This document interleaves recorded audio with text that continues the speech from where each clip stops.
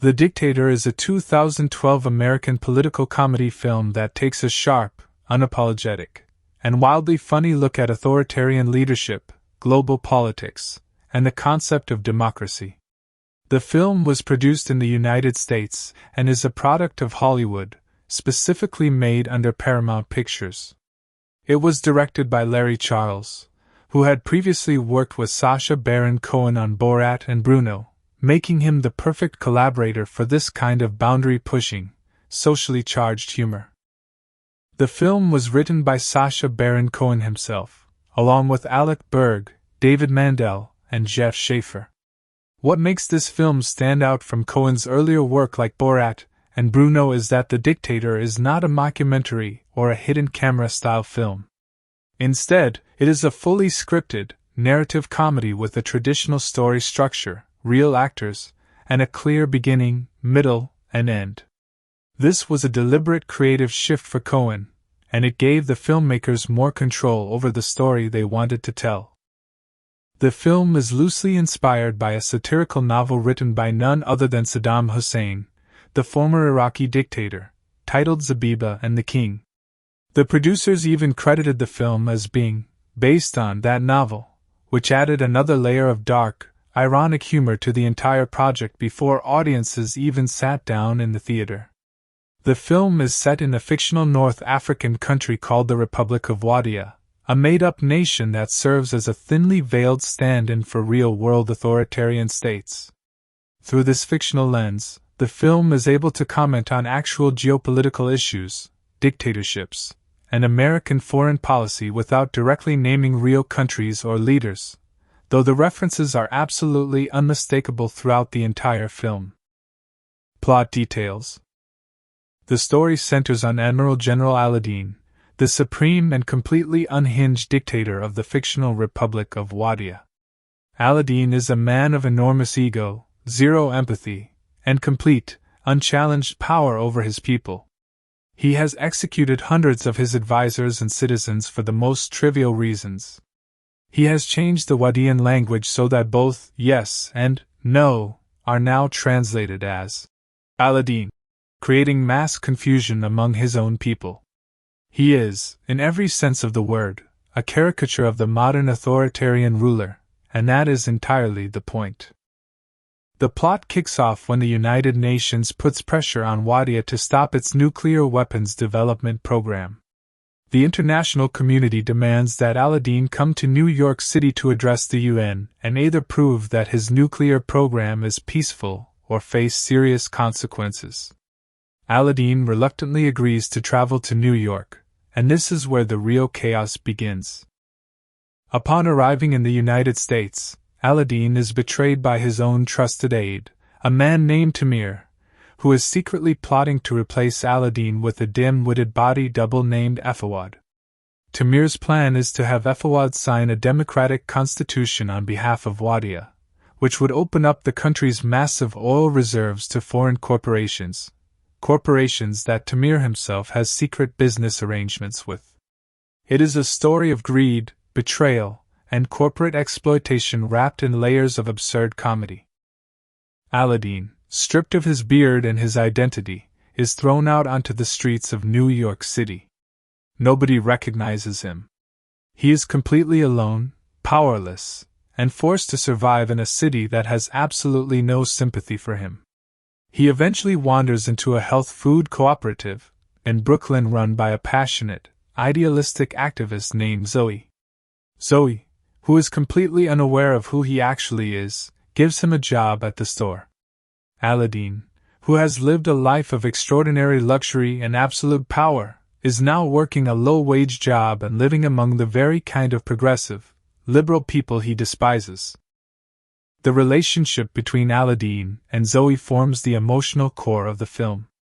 As the two spend more time together, Aladeen begins, slowly and reluctantly, to experience genuine human connection for the first time in his life. He begins to question some of his deeply held authoritarian beliefs, though the film never lets him off the hook entirely. He remains ridiculous, offensive, and self-centered throughout, which is a key part of the comedy. Meanwhile, Aladeen reconnects with a Wadian nuclear scientist named Nadal, who had previously been ordered to be executed by Aladeen but survived and has been living in exile in New York. Nadal, rather than being angry at Aladeen for trying to have him killed, becomes an unlikely ally, helping Aladeen reclaim his identity and stop Tamir's plan before Effawad signs the democratic constitution and permanently hands control of Wadia's oil to foreign interests. The film builds to a climactic confrontation at the United Nations, where Aladeen crashes the ceremony and delivers a speech. This speech is one of the most memorable moments in the entire film. Instead of simply denouncing democracy and restoring his dictatorship, Aladeen gives a satirical speech in which he lists all the qualities of a dictatorship: controlling the media, eliminating the middle class, making the rich richer, surveilling citizens, and then points out that the United States already does all of these things. It is one of the sharpest and most biting pieces of political satire in the entire film, and it lands with incredible impact. In the end, Aladeen chooses to be with Zoe, introduces democratic reforms to Wadia, though his version of democracy is highly questionable, and the film closes with the suggestion that things in Wadia might be slightly better, but Aladeen is still fundamentally Aladeen. Cast. The film features a strong ensemble cast led by Sacha Baron Cohen himself, who plays the dual role of Admiral General Aladeen and his dim-witted body double Effawad. Cohen is completely committed to both roles, disappearing entirely into the absurdity of the character and delivering a performance that is physically demanding, comedically precise, and surprisingly layered beneath all the outrageous behavior. Anna Faris plays Zoe, the idealistic Brooklyn activist who runs the health food co-op. Faris brings warmth, sincerity, and her signature comedic timing to the role, making Zoe feel like a real person even as the world around her becomes increasingly insane. Her chemistry with Cohen is one of the highlights of the film. Ben Kingsley, the acclaimed Academy Award-winning actor, plays Tamir, the villainous aide who orchestrates the coup against Aladeen. Kingsley plays the role with a delicious sense of restrained menace, and the contrast between his prestige as an actor and the absurdity of the film he is in is itself part of the joke. Jason Mantzoukas plays Nadal, the nuclear scientist who survived his execution order and becomes Aladeen's unlikely ally in New York. Mantzoukas is consistently hilarious throughout the film, bringing an unhinged energy to every scene he is in. The film also features a number of notable cameo appearances, including Megan Fox, who plays herself in an early scene in Wadia, and John C. Reilly, Edward Norton, and Chris Elliott in various small but memorable roles. Release date and box office. The Dictator was released in the United States on May 16, 2012. It had its world premiere at the Cannes Film Festival, which Sacha Baron Cohen attended in character as Admiral General Aladeen, arriving by helicopter and conducting press interviews entirely in character, a masterful piece of real-world performance art that generated enormous media attention and kept audiences excited about the film before it even hit theaters. The film was made on a production budget of approximately $65 million and went on to gross over $179 million worldwide at the box office, making it a solid commercial success. It performed particularly well internationally, which is notable given how specifically American and Western its political satire is. Trailer and promotion. The marketing campaign for The Dictator was itself a work of comedy genius. Sacha Baron Cohen appeared at the 2012 Academy Awards ceremony entirely in character as Admiral General Aladeen, arriving on the red carpet and pouring what he claimed were the ashes of Kim Jong-il over Ryan Seacrest. It was one of the most talked about moments of that entire awards season and generated massive publicity for the film. The official trailers for the film lean heavily into the character of Aladeen, presenting him as both ridiculous and threatening, striking a careful balance between broad comedy and genuine satirical edge. The campaign was deliberately provocative, which fit perfectly with the film's overall tone and subject matter. themes, and significance. What separates The Dictator from a simple comedy is the seriousness of the ideas it engages with beneath all the absurdity. The film is, at its core, a critique of authoritarian power, the hypocrisy of Western democracies, corporate greed disguised as political reform, and the way oil interests have historically driven foreign policy decisions in ways that have nothing to do with the actual well-being of local populations. The film asks an uncomfortable question: what is the actual difference between a dictatorship and a democracy that is controlled by corporations and surveillance? It does not answer the question cleanly, because the film is a comedy and not a policy paper. But it raises the question loudly, repeatedly, and with enough wit that audiences find themselves genuinely thinking about it even while they are laughing. That is the true mark of effective political satire, and The Dictator earns its place in that tradition.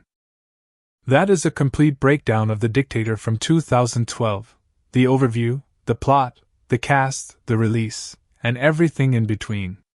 This film remains one of the boldest and most unapologetically sharp political comedies of its era, and if you have never seen it, it is absolutely worth your time. The Dictator, 2012, complete story. The world of Wadia.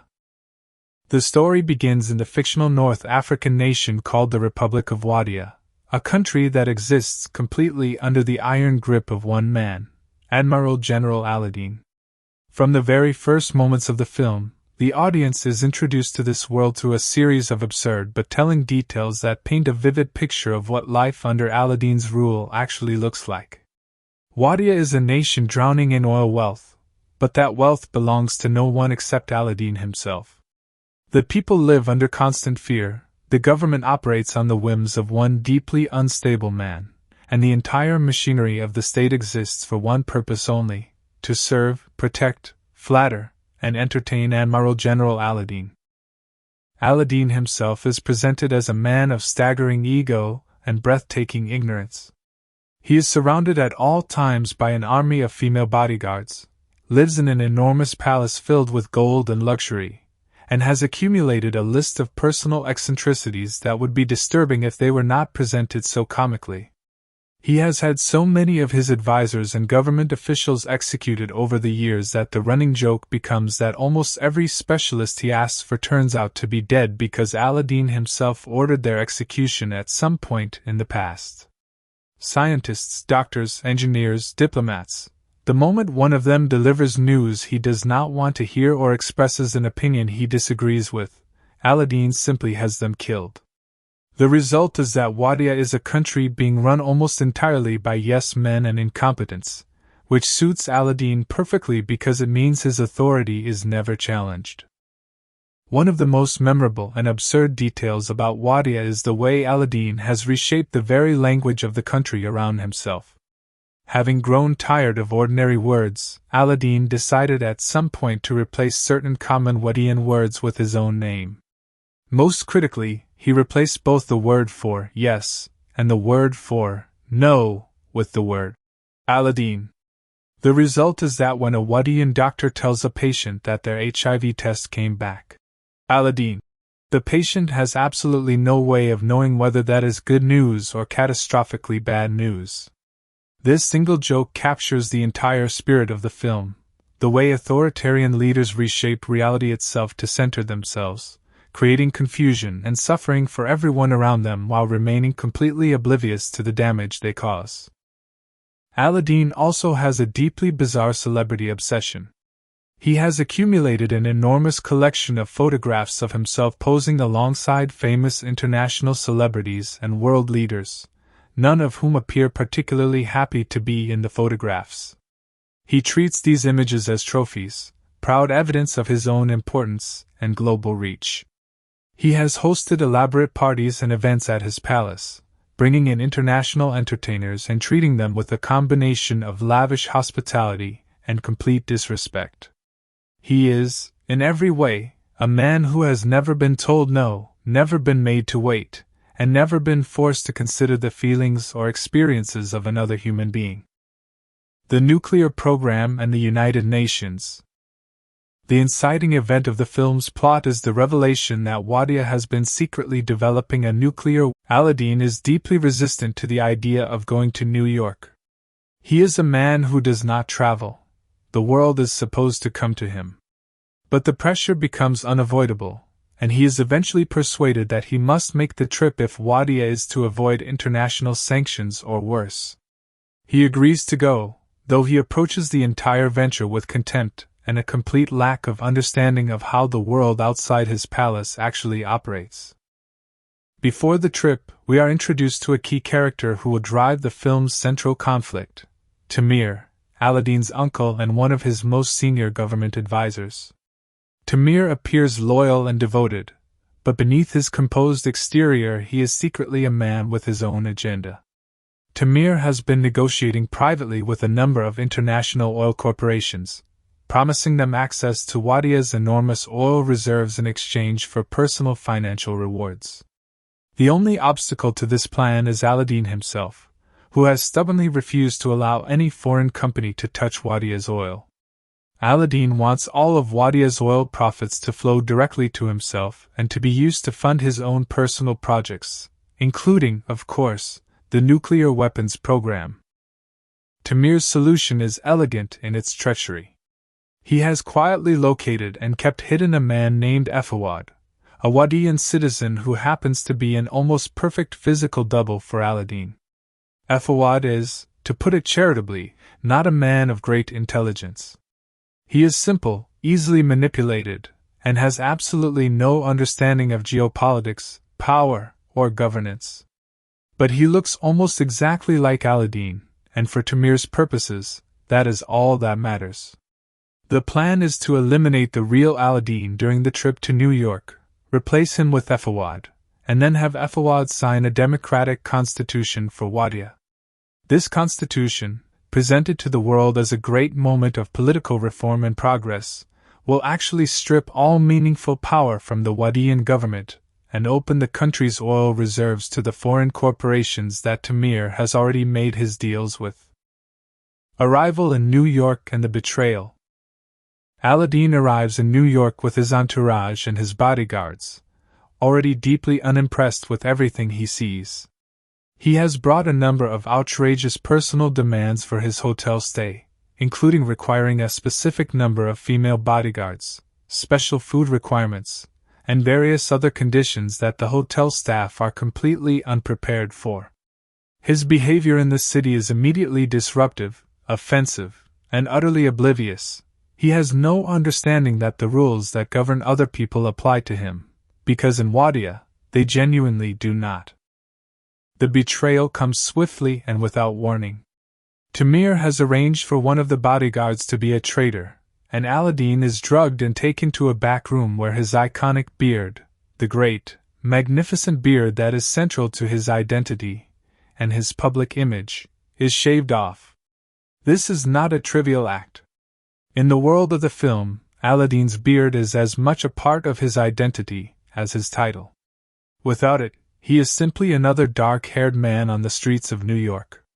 He looks, suddenly, completely ordinary. The man hired to actually kill Aladeen is a bumbling, amiable torturer named Clayton, who turns out to be shockingly bad at his job. He cannot bring himself to follow through with the killing and instead simply releases Aladeen onto the streets of New York City. Aladeen, beardless and confused, finds himself completely alone in a city of millions, stripped of everything that has defined his entire existence. He has no money, no identification, no bodyguards, and no way of proving who he is. Efawad, meanwhile, has been cleaned up and put into Aladeen's clothes, and is being presented to the world as the real Admiral General Aladeen, a role the dim-witted body double is thoroughly unprepared for but enthusiastically willing to attempt. Lost in New York. The section of the film where Aladeen wanders through New York City alone is both comedically rich and quietly revealing. For the first time in his entire life, Aladeen has no power. He cannot order anyone to do anything. Nobody knows who he is, nobody cares, and the city moves around him with complete indifference. He is, in the most fundamental sense, nobody, and the experience is utterly alien to him. He is almost immediately harassed, taken advantage of, and confused by nearly every interaction he has with ordinary New Yorkers. His understanding of how normal human beings live and interact is so distorted by his lifetime of absolute power that even basic social exchanges are completely beyond him. He says things that are deeply offensive without realizing they are offensive, makes demands that make no sense in a world where nobody is required to obey him, and generally behaves in ways that mark him as profoundly disturbing. It is during this period of wandering that he stumbles into a health food cooperative in Brooklyn. The store is a collectively run business, deeply committed to progressive values, fair trade products, organic food, sustainability, and social justice. It is, in other words, the most philosophically opposite environment from everything Aladeen represents and believes in. The store is run by a young woman named Zoe, who is warm, idealistic, generous, and completely sincere in her commitment to her beliefs. She is exactly the kind of person that Aladeen has spent his entire life mocking and despising. Zoe, seeing a confused, beardless man who clearly has no idea how the world works, takes pity on him. She assumes he is an immigrant, possibly a refugee, someone who has fallen on hard times. She does not know who he is, has no idea of his history, and sees only a person in need of help. She offers him a job at the co-op, provides him with a place to stay, and begins to introduce him to a way of life that is entirely foreign to him, a world of fairness, collaboration, mutual respect, and collective decision-making. Aladeen, who has no other options and no way of getting back to the world he knows, reluctantly accepts.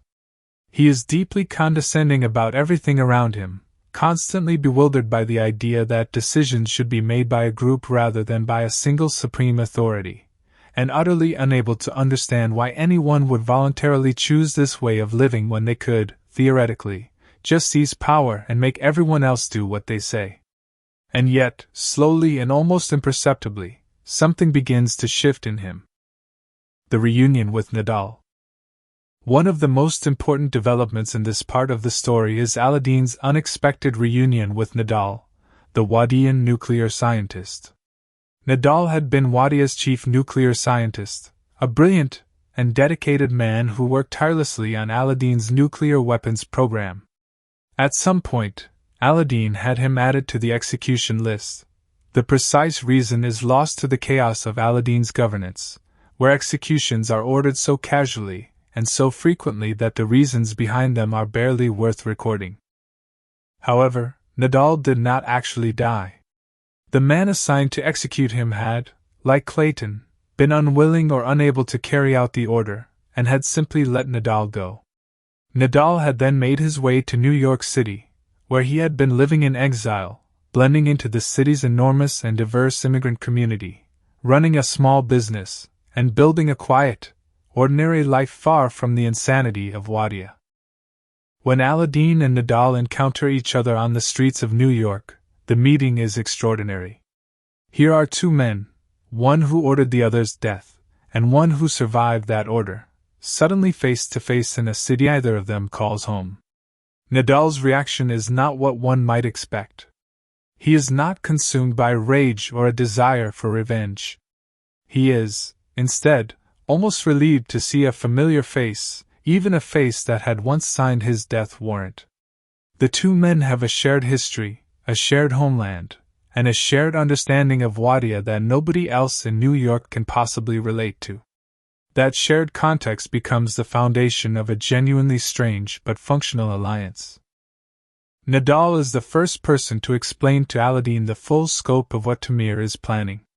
He tells Aladeen about the body double, about the democratic constitution, about the oil deals, and about the timeline. Fuad is going to address the United Nations and sign the constitution in a matter of days.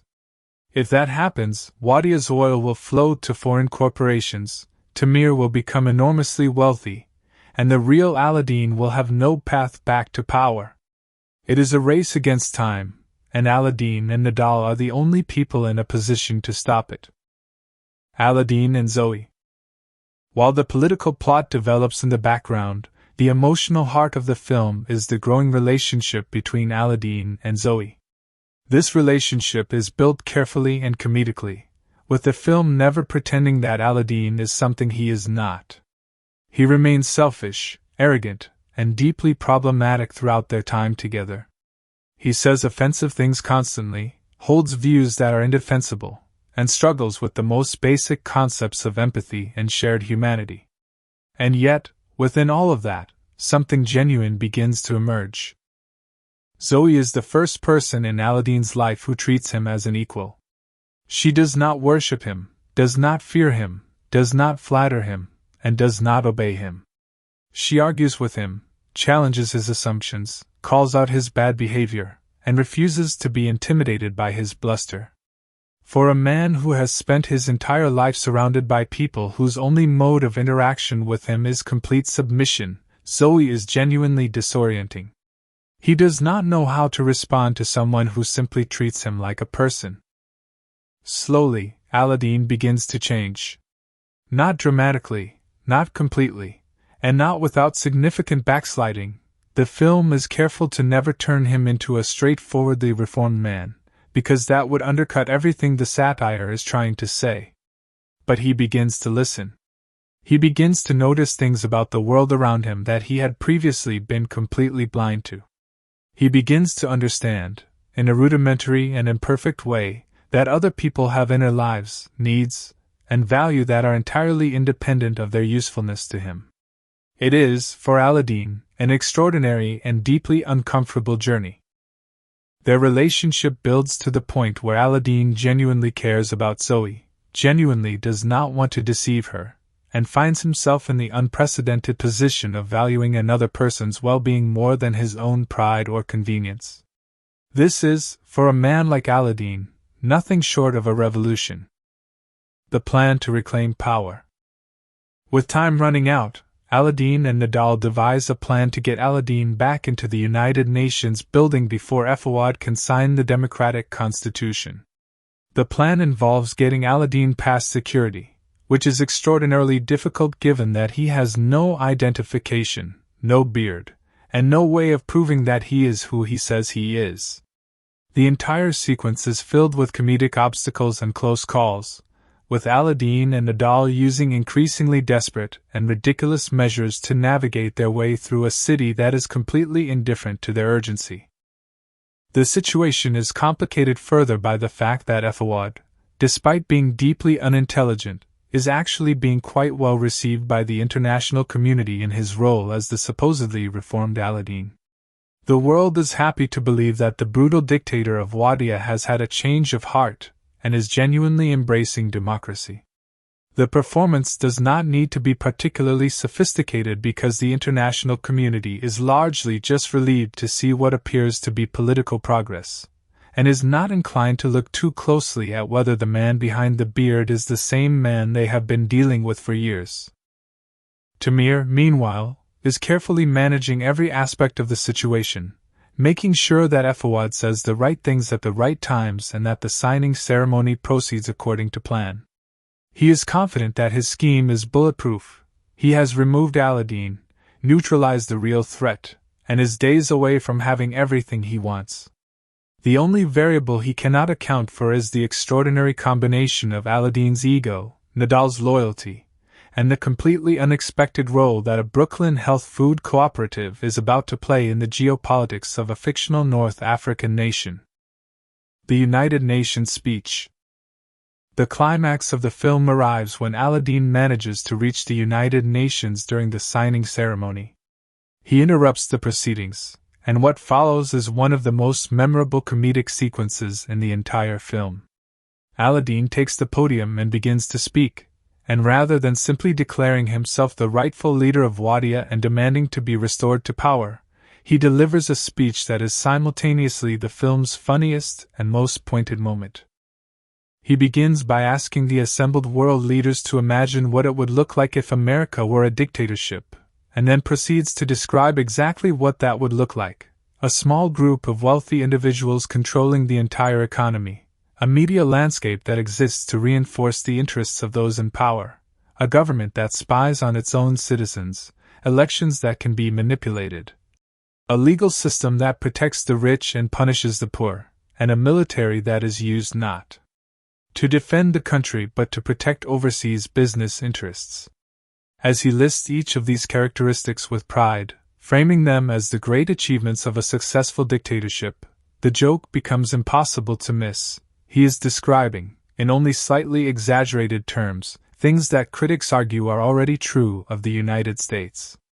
The speech is sharp, pointed, and lands with genuine comedic force precisely because it is rooted in a real critique. Tamir's plan is exposed, Fawad is revealed as an impostor, and Aladeen asserts himself as the rightful leader of Wadia. The moment of triumph is complicated, however, by everything that has happened to Aladeen since his arrival in New York. He is not quite the same man who arrived. He has been changed, however reluctantly and imperfectly, by his time in Brooklyn, by his relationship with Zoe, and by the experience of being an ordinary person in a city of millions. The resolution. In the aftermath of the ceremony, Aladeen faces a choice about who he wants to be and what kind of country he wants to run. He chooses to be with Zoe, declaring his feelings for her in a way that is characteristically Aladeen, clumsy, self-centered, and oddly sincere all at once. He also announces, in his own fashion, that Wadia will undergo some form of democratic reform, though the specific reforms he describes suggest that his understanding of democracy remains fundamentally skewed in his own favor. The film ends on this note of qualified, imperfect, deeply suspect progress. Aladeen is back in power, Wadia is theoretically moving towards something resembling reform, and the man himself has had the faintest, most reluctant brush with genuine human connection and growth. Whether any of it will stick is left entirely to the imagination of the audience. The closing moments are warm but never naive. The film does not pretend that a man like Aladeen can be fundamentally transformed by a few weeks in Brooklyn and a relationship with a good woman. It is too honest and too smart for that kind of easy resolution. What it suggests instead is that even the most corrupted and isolated human being contains, somewhere beneath the layers of power and ego and cruelty, something recognizably human, and that the right circumstances and the right person can, at least briefly, bring that something to the surface. Whether it is enough is another question entirely. The Dictator, 2012, Actor's Life History. Sacha Baron Cohen.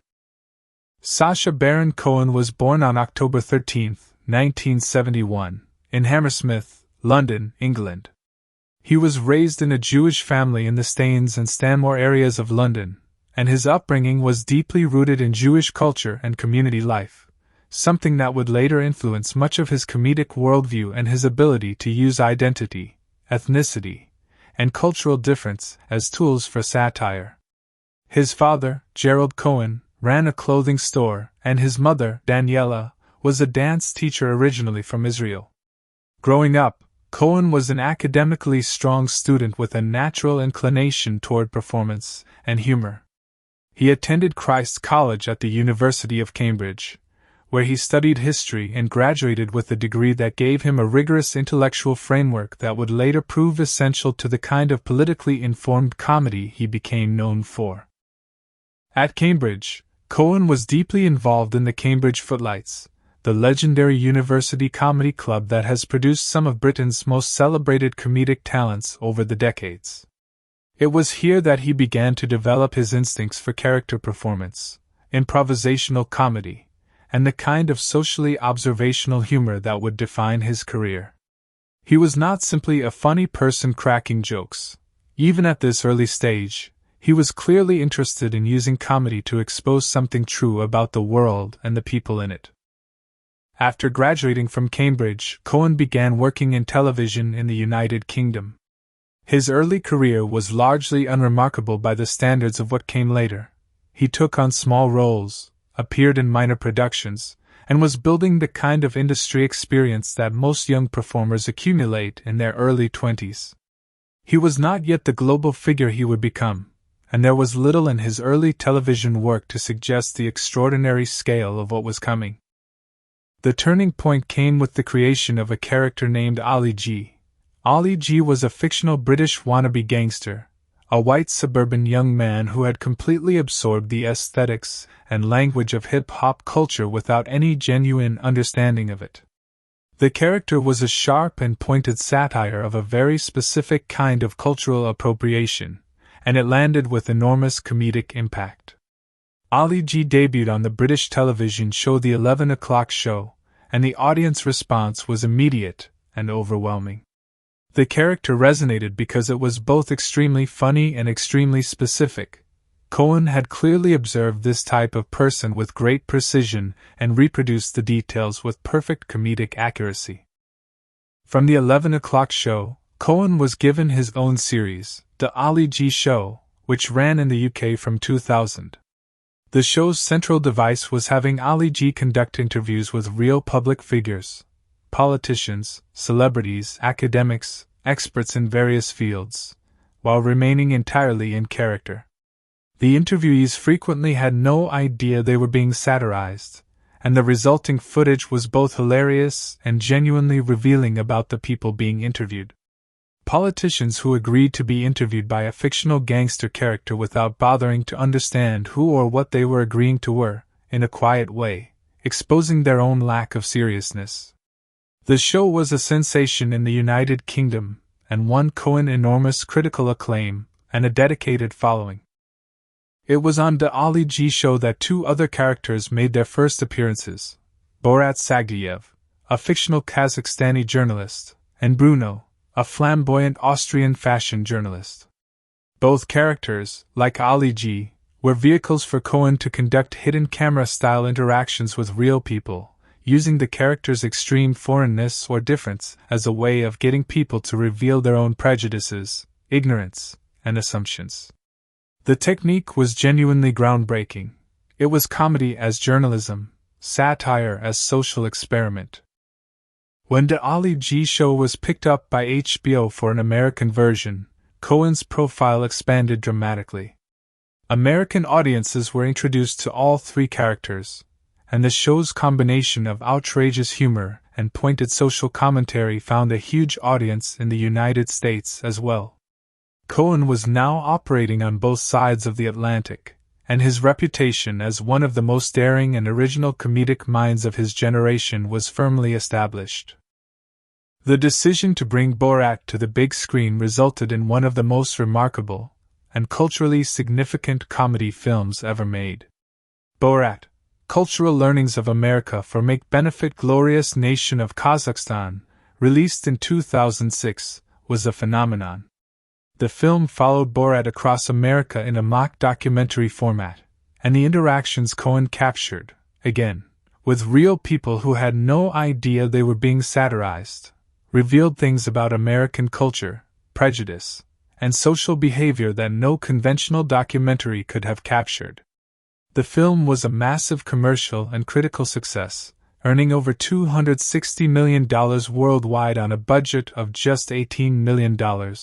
And it received an Academy Award nomination for Best Adapted Screenplay, an extraordinary recognition for a hidden camera comedy film.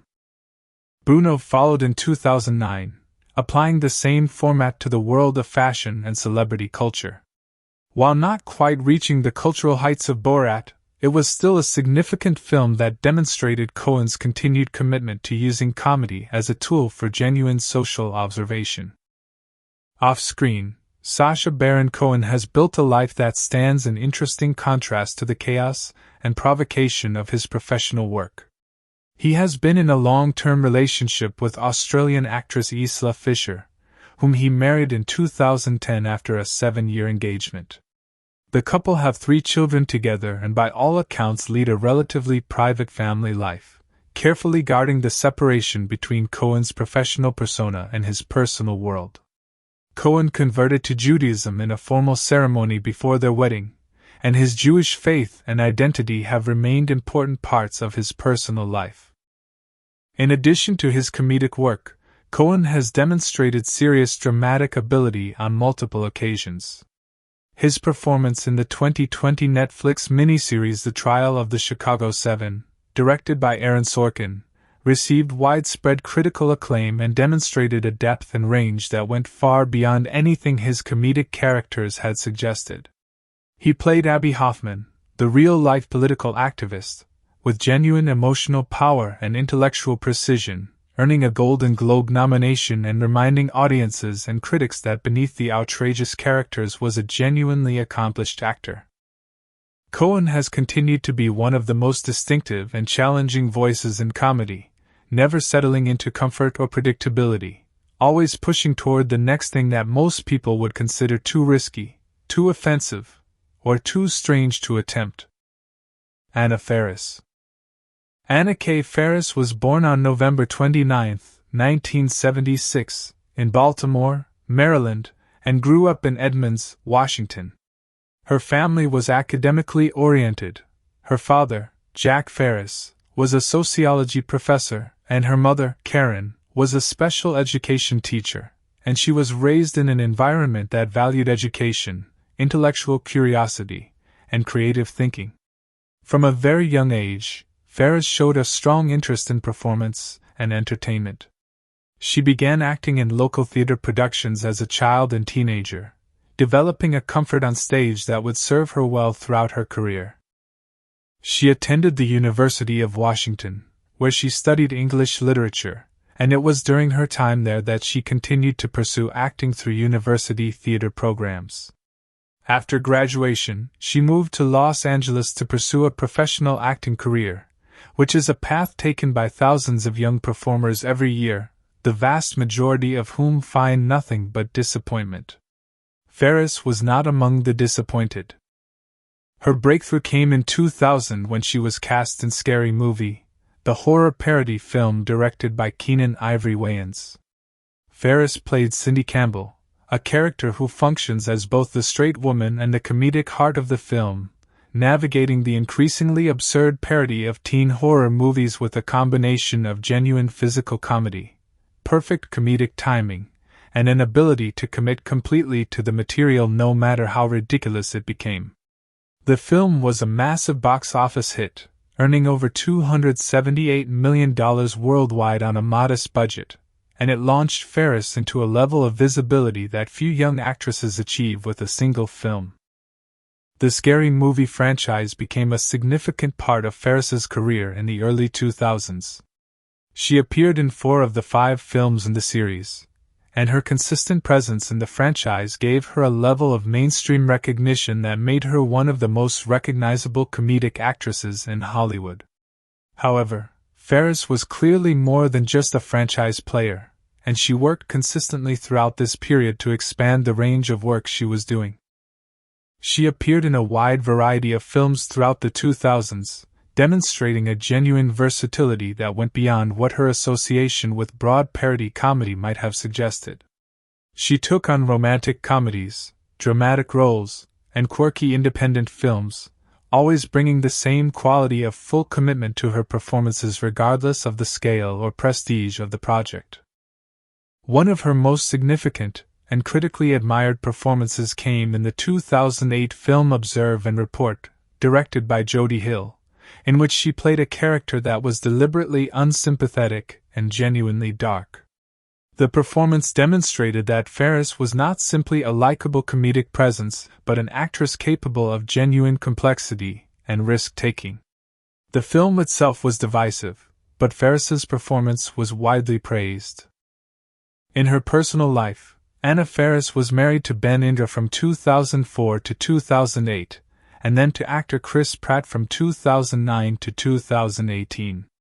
Her marriage to Pratt was one of the most publicly visible relationships in Hollywood during that period.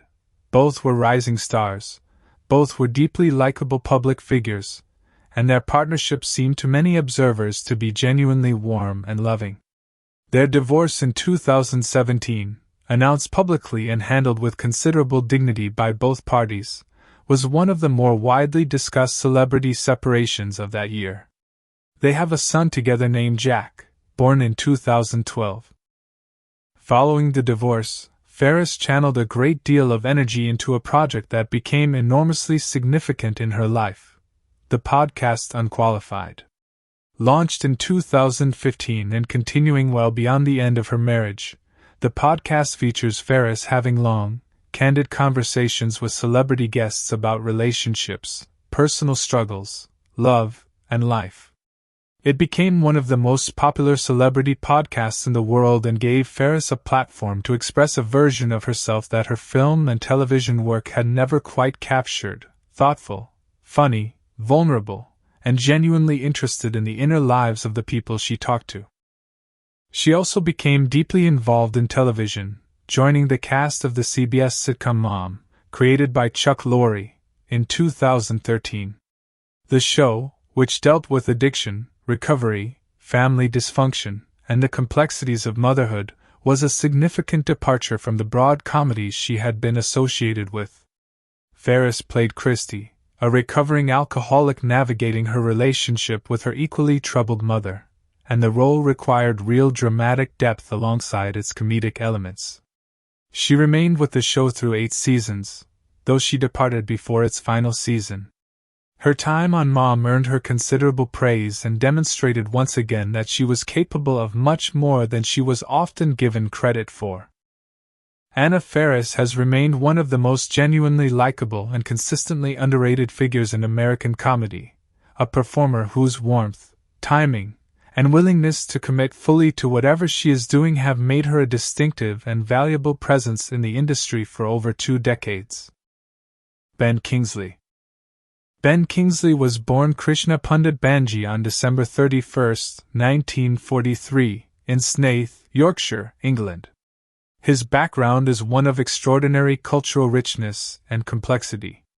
His father, Rahimtullah Harji Banji, was of Gujarati Indian descent, a medical professional whose family roots lay in the Indian subcontinent. His mother, Annalina Mary, was an English actress of Russian Jewish and British ancestry. This heritage, Indian, Russian, Jewish, and English all at once, gave Kingsley a profoundly complex sense of identity that would resonate through his acting career in ways both obvious and subtle. He grew up in the north of England and showed an early interest in theatre and performance. He trained at the Royal Academy of Dramatic Art, and then joined the Royal Shakespeare Company, which at that time was one of the most rigorous and demanding theatrical institutions in the world. Working with the RSC gave Kingsley a classical foundation in acting that was second to none, and he spent years working his way through the great roles of the English theatrical canon, developing the precision, authority, and depth that would eventually make him one of the most respected screen actors of his generation. His film career began in the 1970s, but the moment that changed everything came in 1982 when he was cast in the title role of Gandhi, the Richard Attenborough epic biographical film about the life of Mahatma Gandhi. The casting was considered something of a gamble at the time. Kingsley was not a major film star, and the role required him to portray one of the most revered and recognizable figures of the 20th century. What he delivered was one of the most complete and extraordinary performances in the history of cinema. He did not merely play Gandhi, he inhabited him so completely that audiences watching the film found it almost impossible to separate the actor from the man being portrayed. Gandhi won 8 Academy Awards, including Best Picture and Best Director, and Ben Kingsley won the Academy Award for Best Actor, his first Oscar nomination and his first win, a combination that almost never happens and speaks to the overwhelming consensus around the power of his performance. At a stroke, he went from respected stage actor to one of the most in-demand performers in world cinema. What followed the success of Gandhi was one of the most varied and interesting careers in modern cinema. Kingsley refused to be defined or limited by any single type of role, moving with apparent ease between historical dramas, psychological thrillers, comedies, villain roles, and everything in between. He played a Holocaust survivor in Schindler's List, a mob boss in Bugsy, a psychiatrist in Sexy Beast, a performance for which he received another Academy Award nomination, and dozens of other roles across every genre imaginable. His willingness to take on unexpected and sometimes deliberately unglamorous roles has been one of the defining characteristics of his career. In Sexy Beast, released in 2000, he played Don Logan, a terrifying, violent, psychologically unstable criminal enforcer, and the performance was so ferocious and so completely unlike anything audiences expected from the elegant, dignified actor they associated with Gandhi and Schindler's List that it genuinely shocked people. His transformation into Don Logan, the physical menace, the coiled aggression, the unpredictable volatility, demonstrated a range that even his many admirers had not fully anticipated. He has also been a willing participant in mainstream and commercial cinema throughout his career, appearing in films like Iron Man 3, where his casting as a character named the Mandarin was itself a piece of cinematic misdirection that became one of the more discussed plot twists in Marvel Cinematic Universe history. His willingness to appear in a film like The Dictator alongside Sacha Baron Cohen reflects the same openness. Kingsley has never been precious about the kinds of projects he takes on, and he brings the same quality of commitment to a broad comedy as he does to a historical epic. In his personal life, Kingsley has been married 4 times. His 4th and current marriage is to actress Daniela Lavender, with whom he has been together since 2007 and married since 2009. He was knighted in 2002 for services to the film industry, becoming Sir Ben Kingsley, an honor that placed him among the most formally recognized figures in British cultural life. He has 4 children from his various relationships and has maintained a relatively private personal life despite the enormous public profile that comes with being one of the most acclaimed actors in the world. Throughout his career, the question of his identity and heritage has been a recurring theme, both in the roles he has chosen and in the public conversation around him. His Indian heritage connected him to Gandhi in a way that went beyond mere physical resemblance, and the complexity of his background has given him access to a breadth of human experience that informs everything he does on screen. Jason Mantzoukas. Jason Mantzoukas was born on December 18, 1972, in Nahant, Massachusetts. He grew up in a Greek-American family, and his upbringing on the North Shore of Massachusetts shaped him in ways that would become relevant to his comedic perspective. He was, by his own accounts, a kid who was always interested in making people laugh and who found in comedy a way of processing and engaging with the world around him. He attended Middlebury College in Vermont, where he studied philosophy and was deeply involved in campus theater and comedic performance. After graduating, he moved to New York City and threw himself into the world of improvisational comedy and sketch performance, which in the late 1990s was one of the most vibrant and generative comedy communities in the country. He trained and performed at the Upright Citizens Brigade Theater, which was at that time becoming one of the most important comedy institutions in America, producing talent that would go on to dominate film, television, and stand-up comedy for decades. The UCB training gave Mantzoukas a particular set of comedic skills: the ability to listen, respond, commit fully to absurd premises, find the internal logic in ridiculous scenarios, and build comedy collaboratively with other performers. These are skills that translate extremely well to both ensemble television comedy and film work, and they would prove to be the foundation of everything he did professionally. His early career involved a great deal of work in the New York comedy scene: live performances, sketch shows, small television appearances, and the kind of slow, grinding professional development that precedes most overnight successes. He was building a reputation within the comedy community as someone with an extraordinary instinct for finding the most unexpected and committed angle on any given comedic moment, but mainstream recognition was still some years away. The role that brought him to wide attention was the character of Rafi in the FX comedy series The League, which ran from 2009 to 2015. The League was a comedy about a group of friends participating in a fantasy football league, and it was largely improvised, which was a perfect environment for Mantzoukas' particular strengths.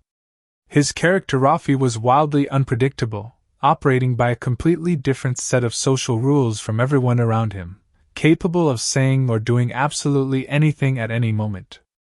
The character became one of the most talked about elements of the show, and Mantzoukas' ability to make Rafi's complete social chaos feel grounded and internally consistent was a significant feat of comedic construction.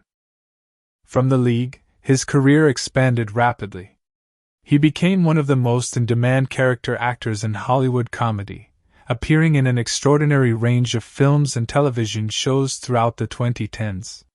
His role in The Dictator came during this period of expanding visibility, and his performance as Nadal, the exiled nuclear scientist who becomes Aladeen's unexpected ally, showcased his ability to function as both a comedic performer and a genuine scene partner capable of supporting and elevating the work happening around him. Beyond his screen work, Mantzoukas became a beloved figure in the world of comedy podcasting. His appearances on the podcast How Did This Get Made, in which hosts discuss famously terrible movies, became some of the most beloved episodes in the show's history, and he was eventually made a permanent third host alongside Paul Scheer and June Diane Raphael.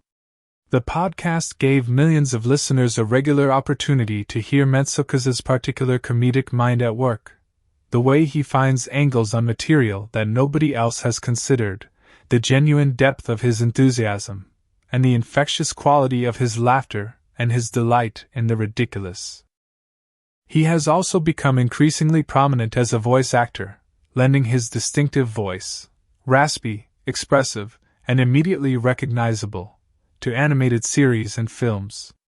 His role as Derek in the Netflix animated comedy Big Mouth became one of his most celebrated, with the character's chaotic energy serving as a perfect vehicle for everything Mantzoukas does best.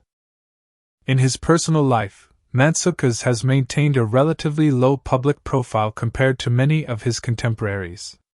He is known within the industry as a generous and collaborative performer, someone who is more interested in the quality of the work and the strength of the ensemble than in personal attention or credit. His reputation among the comedic community is extraordinary. He is frequently cited by colleagues and peers as one of the funniest people they have ever worked with, which in a profession filled with genuinely funny people is a remarkable distinction to hold. The Dictator, 2012, budget, making and funny scenes on set. The budget and production scale. The Dictator was produced on a budget of approximately $65 million, which made it a significantly more expensive production than Sacha Baron Cohen's previous films. To put that number in perspective, Borat was made for around $18 million and Bruno for approximately $42 million. The jump to $65 million reflected the fundamental shift in how this film was being made, unlike Borat and Bruno, which relied heavily on hidden cameras, minimal crew, and real unsuspecting members of the public. The Dictator was a fully scripted Hollywood production with professional sets, costume departments, large crews, trained actors, and all the infrastructure that comes with a major studio comedy. Paramount Pictures backed the film, and the studio's involvement brought with it the resources necessary to construct the elaborate world of Wadia that the story required. A significant portion of the budget went toward production design, building the sets, creating the visual aesthetic of a fictional North African dictatorship, designing costumes and props that would establish the world convincingly enough for the comedy to land. The palace sets in particular required considerable financial investment, as they needed to communicate both the obscene wealth of Aladeen's regime and the absurdity of the way that wealth was being spent. Gold fixtures, enormous portraits of Aladeen covering every available wall, rooms filled with bizarre personal collections, all of these details cost real money to create, and the production design team worked extensively to make the fictional Republic of Wadia feel like a fully realized place with its own visual language.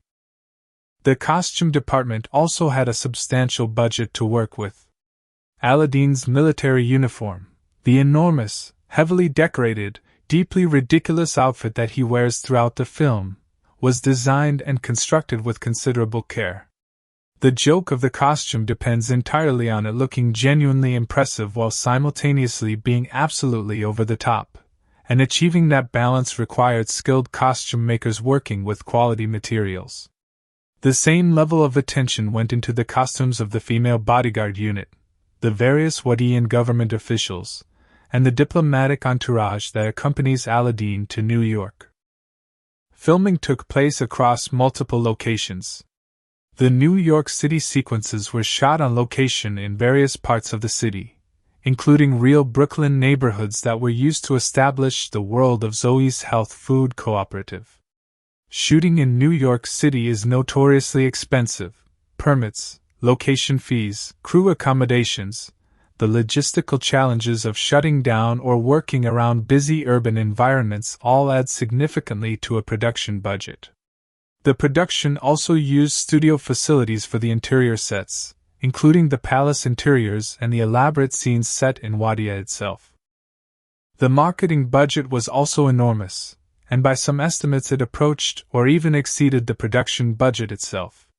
Paramount invested heavily in promoting the film, understanding that a politically provocative comedy required careful and creative marketing to reach the widest possible audience.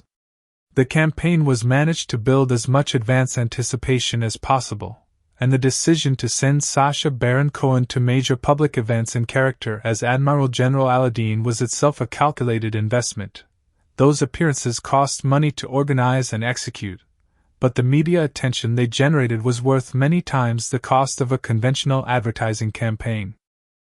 The film ultimately grossed over $179 million worldwide against its $65 million production budget, making it a solid commercial success by any reasonable measure. It performed particularly well internationally, which was somewhat surprising given how specifically American and Western much of its political satire is, but which also reflected the global appetite for Sacha Baron Cohen's particular brand of provocative, character-driven comedy. The making of the film. One of the most significant decisions made in the production of The Dictator was the shift away from the hidden camera mockumentary format that had defined Cohen's previous films. This was a deliberate creative choice, and it came with both advantages and challenges. The advantage was creative control.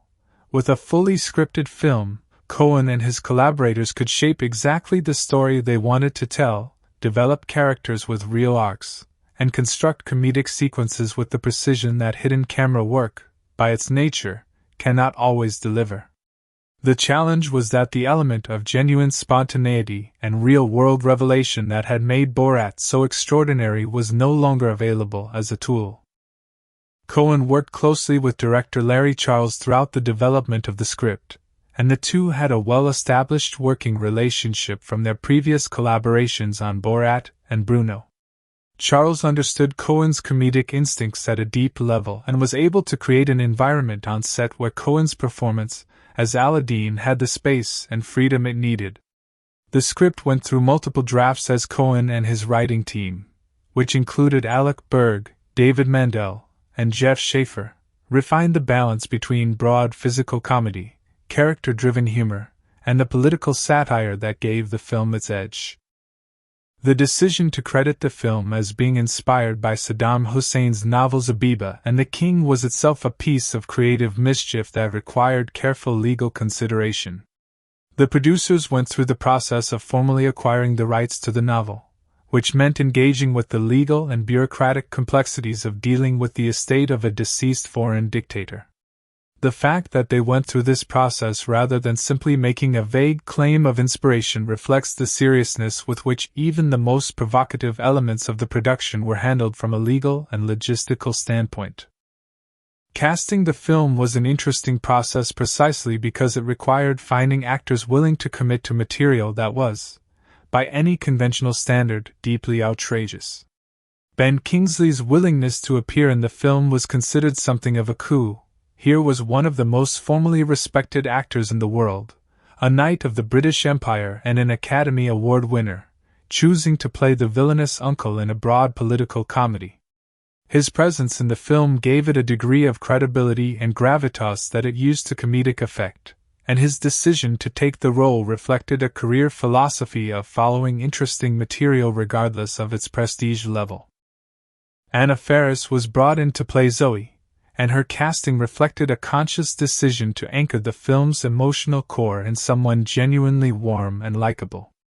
The filmmakers understood that Aladeen, by design, is not a character the audience can straightforwardly root for, and Zoe needed to function as the audience's point of entry into the emotional world of the film. Faris's natural warmth and comedic instincts made her an ideal choice, and her chemistry with Cohen developed quickly during the production. Funny and chaotic moments on set. The set of The Dictator was, by multiple accounts from people who worked on it, an extraordinary and frequently hilarious environment. Sacha Baron Cohen's working method involves an unusually deep level of character immersion, and his commitment to remaining in character as Aladeen during filming created a constant undercurrent of comedic tension and unpredictability that affected everyone around him.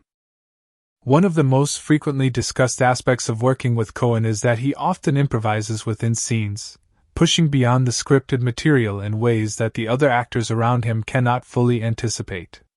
This means that his scene partners, including Anna Faris, Ben Kingsley, and Jason Mantzoukas, had to develop the ability to respond genuinely and in the moment to things they had not necessarily rehearsed or prepared for. For Faris and Mantzoukas, both of whom have extensive improvisational backgrounds, this was a natural and energizing way of working. For Kingsley, whose training is much more rooted in the classical theatrical tradition of precision and preparation, it required a degree of flexibility that he found challenging but also genuinely interesting. Jason Mantzoukas, in particular, has spoken publicly about the experience of working with Cohen and about the nature of the set, describing it as one of the most unpredictable and exciting comedic environments he had ever been part of. Mantzoukas is himself an exceptionally gifted improviser, and the dynamic between him and Cohen in their scenes together reportedly generated an enormous amount of material that did not make it into the final cut of the film. The two performers had a genuine comedic chemistry, and many of their scenes together reportedly ran far longer than the shooting schedule called for simply because the two of them kept finding new things to explore within each moment. The scenes involving the female bodyguard unit were reportedly a constant source of amusement on set. Cohen interacted with the group of actresses and stunt performers playing the bodyguards with the same imperious Aladeen energy he brought to everything, and the combination of his elaborate, ridiculous costume and his absolute commitment to the character's worldview made even routine production moments, setting up shots, waiting between takes, walking between locations, frequently hilarious for the crew. One of the more memorable production stories from the film involves the early scene in which Aladeen engages in an Olympic competition. The scene was choreographed and shot with considerable attention to physical detail, and Cohen's commitment to performing the physical comedy himself rather than relying on doubles wherever possible meant that multiple takes were needed to capture the specific quality of movement that the scene required. The crew reportedly found it impossible to maintain their composure during many of these takes, which added time to the shooting schedule but also contributed to a set atmosphere that was, despite the pressure and complexity of a major studio production, genuinely joyful. The scenes shot on location in New York City presented their own particular set of challenges and comedic opportunities. When you are filming a major Hollywood movie on the streets of New York and one of your lead actors is dressed in an enormous, heavily decorated military uniform covered in medals and decorations, the reactions of ordinary New Yorkers passing by are genuinely unpredictable. The production had to manage both the official logistics of filming in the city and the unofficial chaos of real people encountering Aladeen on the street, some of whom had no idea a film was being made and reacted to him with a combination of confusion, amusement, and occasionally genuine alarm. Larry Charles, the director, has a reputation for maintaining a remarkably relaxed and open set despite the complexity of what he is directing. His approach to working with Cohen, which had been established over 3 previous collaborations, involves giving Cohen significant freedom within the structure of the scene, trusting that Cohen's instincts, when given room to breathe, will find something more interesting than the scripted version, while also having enough control over the production to ensure that the story being told remains coherent and intentional. The scene where Aladeen delivers his famous United Nations speech was reportedly one of the more technically demanding sequences to shoot, requiring multiple camera setups, careful coordination of the many extras in the room, and a lot of takes to capture the precise comedic rhythm that the scene needed. Cohen reportedly remained in full character as Aladeen throughout the entire shooting day on that sequence, which meant that every interaction between him and the crew, asking for water, discussing camera angles, waiting for lighting adjustments, happened with the full weight of Admiral General Aladeen's personality applied to it, which the crew found increasingly funny as the day went on. The production also benefited enormously from the improvised contributions of the supporting cast. Many of the Wadian characters who appear in the palace scenes and in Aladeen's entourage were played by actors who were given significant freedom to develop their own responses to Aladeen's behavior, and the resulting dynamic on set was one in which genuine surprise and spontaneous laughter were constant companions to the official business of making the film. Ben Kingsley's presence on set had its own particular comedic quality. Here was a man who had played Gandhi and had worked with some of the greatest directors in cinema history, now standing on a set full of chaos and absurdity, participating in scenes of the most outrageously broad comedy imaginable. By multiple accounts, Kingsley threw himself into the material with complete professionalism and genuine good humor, and his ability to play Tamir's villainy with a straight face regardless of what was happening around him made him an invaluable anchor for some of the film's most chaotic sequences. The chemistry between all of the principal cast members was something that developed naturally over the course of the production, and the rapport that emerged between Cohen, Ferris, Mansoukas, and Kingsley gave the film an ensemble quality that went beyond what the script alone could have delivered. These were four very different performers with very different backgrounds and working methods, and the process of finding a shared comedic language was itself something that generated a great deal of the humor and warmth that makes the film work as well as it does. The overall atmosphere on set of The Dictator was, by all accounts, one of the more enjoyable and memorable productions that any of its principal participants had been involved in.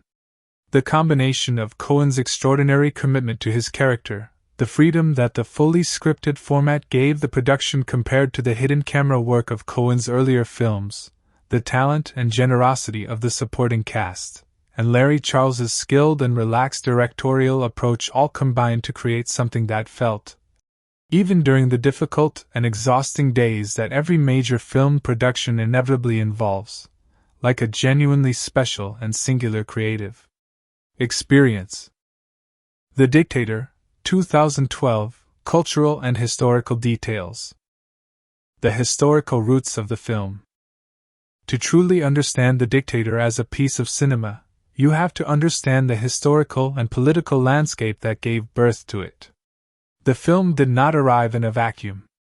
It was released in May 2012, at a moment in world history when the concept of authoritarian leadership, the Arab Spring, nuclear proliferation, and the relationship between Western democracies and oil-rich dictatorships were all simultaneously dominating global headlines. Sacha Baron Cohen and his collaborators were not simply making a comedy about a funny fictional dictator. They were making a film that was soaked in the reality of the world as it actually existed at that precise historical moment, and understanding that context transforms the viewing experience entirely. The Arab Spring, which began in late 2010 and continued through 2011 and into 2012, was one of the most seismically significant political events of the early 21st century. Across the Arab world, populations that had lived under authoritarian governments for decades began rising up in protest, demanding political reform, democratic representation, and an end to the kind of corrupt, brutal single-leader governance that had defined their countries for generations. In Tunisia, the government of Zine El Abidine Ben Ali, who had ruled for over 2 decades, was toppled by popular protest. In Egypt, the 30-year presidency of Hosni Mubarak came to an end after 18 days of mass demonstrations in Cairo's Tahrir Square and across the country. In Libya, Muammar Gaddafi, who had ruled for over 40 years and had created one of the most bizarre and personalized cults of authoritarian leadership in modern history, was overthrown and killed. In Yemen, Syria, and Bahrain, protests and uprisings of varying intensity and outcome created a region in extraordinary, historic flux. The Dictator was being written and produced while all of this was happening. The fictional world of Wadia and the character of Admiral General Aladeen were being shaped in direct conversation with these real events, and the film is impossible to fully appreciate without understanding that the things being satirized, the paranoia, the cult of personality, the execution of dissidents, the manipulation of state language and media, the nuclear ambitions, the relationship between oil wealth and political power, were not abstract historical concepts but living, breathing realities that were being contested in real time across the Arab world. Muammar Gaddafi of Libya is perhaps the most obvious real-world reference point for the character of Aladeen. Gaddafi had ruled Libya since 1969 and had spent those decades constructing one of the most flamboyant and personality-driven authoritarian regimes in the world. He traveled internationally with an enormous entourage, insisted on sleeping in a Bedouin tent even when visiting foreign capitals, surrounded himself with a unit of female bodyguards, wrote and published bizarre philosophical treatises that he required all Libyans to study, gave his government officials and military units unusual and highly personalized titles and uniforms, and maintained an international profile that was equal parts threatening and ridiculous. The parallels between Gaddafi's public persona and the character of Aladeen are so direct and so detailed that it is impossible to view them as coincidental. Aladeen is not Gaddafi. He is a composite, a fictional distillation, but Gaddafi's particular brand of theatrical, ego-driven authoritarianism is clearly the primary source material for many of the character's most specific qualities. Saddam Hussein of Iraq is another significant reference point. The film is formally credited as being inspired by Hussein's novel Zabiba and the King, which Hussein reportedly wrote under a pseudonym in 2000. The novel is an allegory about a powerful king and his love for a common woman, and it was widely interpreted as a piece of self-mythologizing by Hussein, a way of casting himself as a romantic and noble figure in his own cultural production. The decision to credit The Dictator as being based on this novel was itself a sharp satirical move. It situated Aladeen's story directly in the tradition of authoritarian leaders who cannot resist the urge to create fictional narratives that glorify themselves. Kim Jong-il of North Korea, who died in December 2011 just months before the film was released, also clearly informed the character of Aladeen in several ways.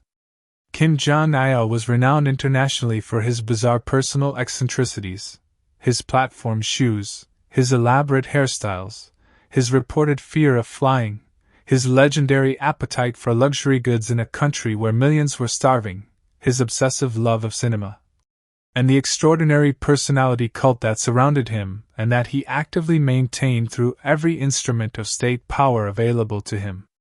Many of these qualities are reflected in Aladeen's character, and the film's opening dedication to Kim Jong-il, presented as a straight-faced tribute, was one of its first and darkest jokes. The cultural significance of oil and geopolitics.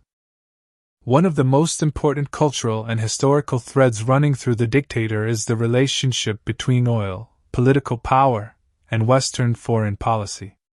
This is not a minor theme or a background detail, it is central to the film's entire plot structure. Tamir's scheme, which drives the narrative conflict, is specifically about opening Wadia's oil reserves to foreign corporations. The democratic constitution that Fawad is set to sign is not presented as a genuine act of political reform. It is presented as a piece of paper that will transfer effective economic control of Wadia's most valuable resource from a dictator to a set of multinational corporations. The film is arguing, with considerable directness, that the international push for democracy in oil-rich nations is frequently less about genuine democratic values and more about economic access and corporate profit. This argument was not invented by Sacha Baron Cohen and his writing team. It has been made by historians, political scientists, economists, and foreign policy analysts for decades, and it is rooted in a very real and very well documented history. The relationship between Western governments and oil-rich Middle Eastern and North African dictatorships throughout the 20th century is one of the most morally complex chapters in modern political history. Western democracies that publicly championed freedom and democracy maintained close, supportive relationships with authoritarian regimes in Saudi Arabia, Iran under the Shah, Libya under Gaddafi in various periods, and Iraq under Saddam Hussein at various points. Relationships that were driven primarily by oil interests and strategic concerns rather than by any sincere commitment to the political well-being of the populations living under those regimes. The Iranian Revolution of 1979, which overthrew the Shah of Iran, a ruler who had been supported by Western governments because of his oil policies and his strategic positioning against Soviet influence, and replaced him with the Islamic Republic of Ayatollah Khomeini, was one of the most dramatic demonstrations of what happens when that kind of cynical, interest-driven support for authoritarian rulers collapses. The hostage crisis that followed, in which American diplomatic personnel were held in Tehran for 444 days, created a wound in American-Iranian relations that has never fully healed and that continues to shape geopolitics decades later.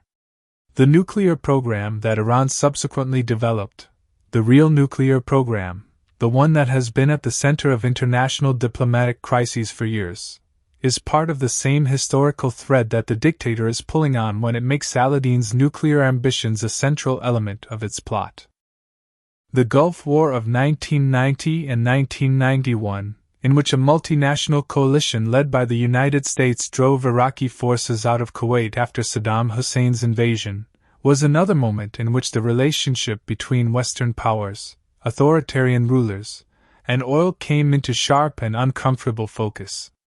Hussein had been supported by Western governments, including the United States, during the Iran-Iraq War of the 1980s, when his regime was viewed as a useful counterbalance to the revolutionary Iranian government.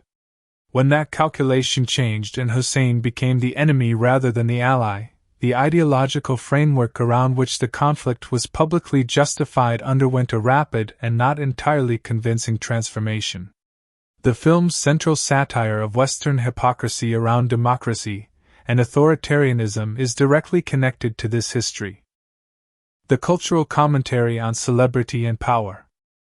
The Dictator also engages extensively with the cultural phenomenon of the celebrity dictator, the way that certain authoritarian leaders have cultivated international celebrity profiles that coexist, often surreally, with their domestic brutality and repression.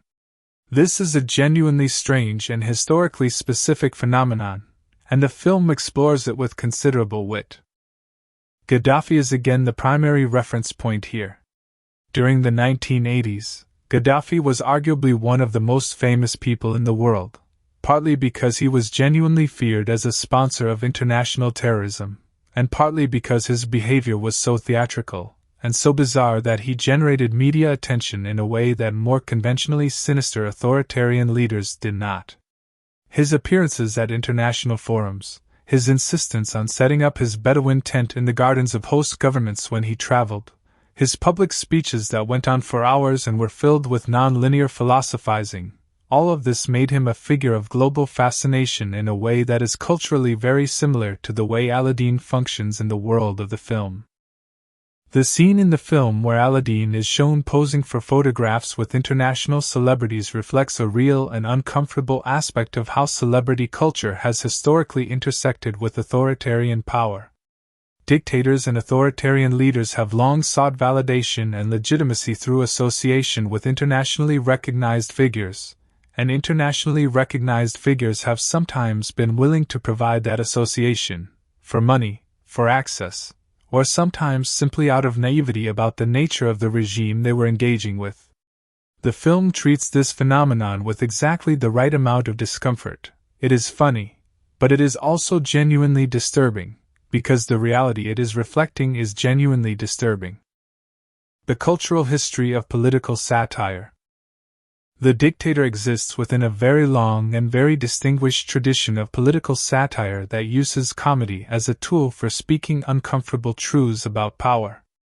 This tradition goes back further than cinema itself. It includes the work of Jonathan Swift, whose 18th-century satirical writings used absurdity and exaggeration to make arguments about political and social reality that more straightforward writing could not have made as effectively.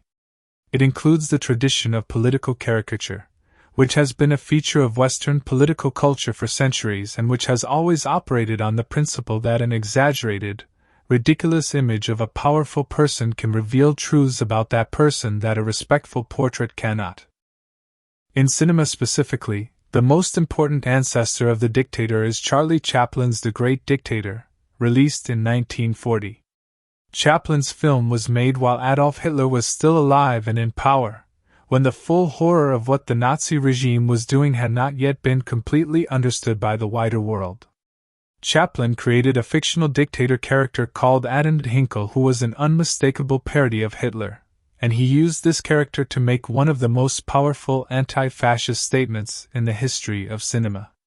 The film ends with an extraordinary speech, Chaplin breaking character entirely and speaking directly to the audience and to the world about the importance of fighting for human dignity and democracy. It is one of the most remarkable moments in cinema history, and it demonstrated, more powerfully than perhaps any other film has before or since, what political satire is capable of achieving. The tradition continued through the Cold War era with films like Stanley Kubrick's Dr. Strangelove, released in 1964, which used savage black comedy to examine the insanity of nuclear deterrence policy and the military-industrial complex.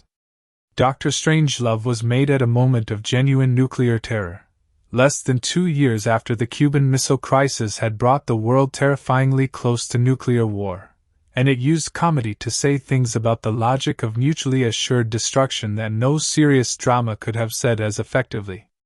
Kubrick's film, like Chaplin's, demonstrated that comedy is not the lesser cousin of drama when it comes to engaging with serious political and historical reality. It is, in the right hands, a uniquely powerful tool precisely because it can make audiences laugh at things that are, if examined without the protective distance of comedy, genuinely horrifying. The Dictator stands in this tradition. It is not making the argument that dictatorship is funny. It is using the comedic frame to examine dictatorship, to expose its absurdities, its internal contradictions, and its relationship with the international systems that nominally oppose it but frequently sustain it. The film's most serious and pointed moment, Aladeen's United Nations speech, is an almost direct invocation of the Chaplin tradition of using a comedic frame to deliver a genuinely serious political argument. The cultural context of Islamophobia and racial satire. One of the most culturally complex aspects of The Dictator is the way it engages with post-September 11th stereotypes and prejudices about Arab and Muslim identity. The film was made a little over a decade after the September 11th attacks transformed American and Western cultural attitudes toward the Arab world and toward Islam, and the cultural landscape in which it was released was still deeply shaped by those events and by the decade of wars, surveillance, political rhetoric, and cultural anxiety that had followed. Aladeen is, among other things, a walking, talking embodiment of every negative stereotype that Western culture had projected onto Arab leaders and Arab masculinity in the decade following September 11th. He is violent, sexually voracious, contemptuous of women's rights, obsessed with weapons of mass destruction, anti-Semitic, corrupt, and completely disconnected from any recognizable form of Western liberal values. The question that the film raises, and that critics and scholars have debated since its release, is whether presenting all of these stereotypes in comedic form is a critique of those stereotypes, or a reinforcement of them. This is genuinely one of the most intellectually interesting questions that the film presents. Sacha Baron Cohen is himself Jewish, and much of his comedy has historically operated by inhabiting extreme versions of cultural stereotypes in order to expose the absurdity of those stereotypes and the prejudices of the people who hold them. The technique, which was most clearly on display in Borat, where the fictional Kazakhstani journalist's extreme anti-Semitic statements were designed to reveal the latent anti-Semitism of the real Americans he was interacting with, involves a kind of controlled use of offensive material in service of a larger satirical point. Whether that technique works equally well when applied to Arab and Muslim stereotypes in a post-September 11th context is a question that cultural critics have answered in different ways. Some have argued that the film is a sophisticated critique of the very stereotypes it deploys, using Aladeen's outrageousness to expose the absurdity of both the stereotypes themselves and the Western anxieties that produce them. Others have argued that regardless of the satirical intent, the cumulative effect of presenting a single Arab character who embodies so many negative stereotypes is to reinforce rather than challenge those stereotypes in the minds of audiences who may not engage with the satirical frame as carefully as the filmmakers intended. This debate is itself culturally significant, and it reflects broader conversations about the responsibilities of satire, the ethics of humor around race and ethnicity, and the ways in which comedy can both challenge and perpetuate harmful cultural assumptions. The Dictator sits uncomfortably at the center of these conversations, and that discomfort is part of what makes it a more interesting and more complex film than its broad comedic surface might suggest. The historical significance of the film's release timing. The timing of the film's release in May 2012 gave it a particular cultural resonance that a film released at any other moment in the preceding or following decade would not have had.